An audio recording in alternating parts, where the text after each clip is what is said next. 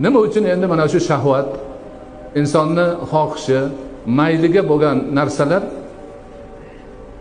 yo'q bo'lib ketmaydi? Nimaga yo'q qilib qo'ymadi Alloh? Agar Alloh buni yo'q qilib qo'ysa, odam farishtaga o'xshab qolar edi. Alloh buni qo'yib, buni yo'q qilib qo'ysa, ruhiy tarafni inson hayvonga o'xshab qolar edi. Shuning uchun ikkovini bor qildi. Farishtadan ham o'zgacha, tilsiz hayvondan ham o'zgacha alohida bir maxluqni Alloh yaratdi, bandasini yaratdi. O'zi aziz, mukarram qilib qo'ygan inson zotini yaratdi.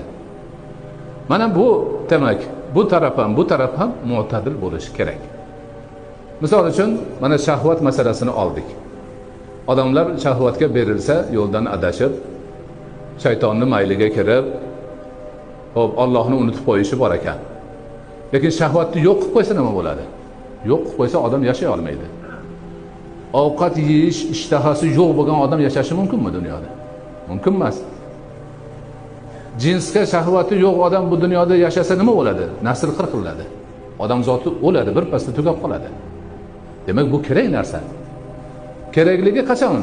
Mu'tadil ravishda tursa kerak. Shariat chizib bergan chiziqda tursa, shahvat ham kerak, g'azab ham kerak, hamma narsa kerak. Misol uchun g'azab yomonlaymiz. Yomon g'azab qanaqa g'azab? Haddan oshgan adolatsizlik g'azabi. Lekin haddida turgan g'azab kerak. Agar insonning g'azabi chiqmasa, burib kelib so'ksa ham indamay turaveradi, ursa ham indamay turaveradi, dinini haqorat qilsa ham indamay turaveradi, u odamning odamligi qolmaydi.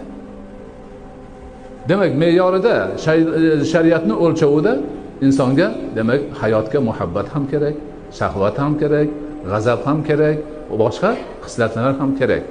Mana shu xislatlar hammasi mu'tadil ravishda shariat ko'rsatgan chegarada tursa, yaxshilikka xizmat qiladi. Ruhoniy qadr-qiymatlar esa doimo insonni yuqoriga ko'taradi. Ikkovi xuddi tarozining bir pallasi. Allohga erishaman, Allohning huzuriga ko'tarilaman degan odam mana shu ikki narsani shotishi bilan ko'tariladi. Bir taraf bilan emas. Mana u ham bo'lish kerak. O'sha insoniy Alloh taolo bergan xislatlari, demak o'sha g'azab kerakligicha kerak, shahvat kerakligicha lozim bo'lishi kerak. Boshqa narsalari ham bo'lmasa inson intilmaydi dunyoda.